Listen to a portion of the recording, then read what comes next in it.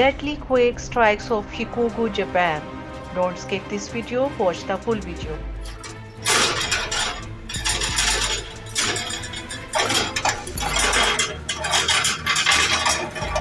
A magnitude of 6.4 earthquake marking a weak 6 on Japan's seismic intensity scale struck off the west coast of Japan's Shikoku Island on Wednesday night.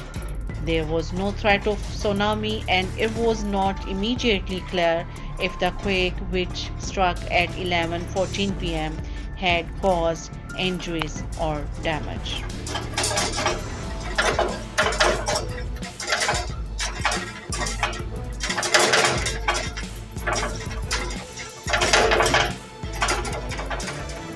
The quake measured a weak 6, the third highest level in the parts of Kochi and Aham prefectures.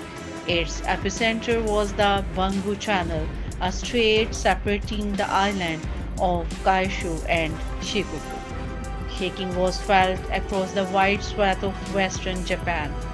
For more such videos, subscribe to our channel and hit the bell icon.